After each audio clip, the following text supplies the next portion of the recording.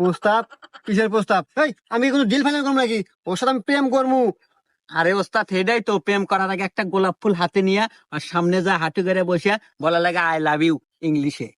হ্যাঁ ওস্তাদ, আপনি খালি একবার ইংলিশে কবেন আই লাভ ইউ, দেখবেন ও মেয়ে পটে গেছে। আরে ইংলিশ কাম কোনো ব্যাপার?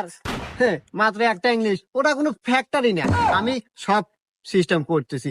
এই ওরা পামু করে। আরে ওস্তাদ ওরে কই পাবেন মানে, ও তো প্রত্যেকদিন স্কুলে যায়, আমরা রাস্তায় দাঁড়ায় থাকবো।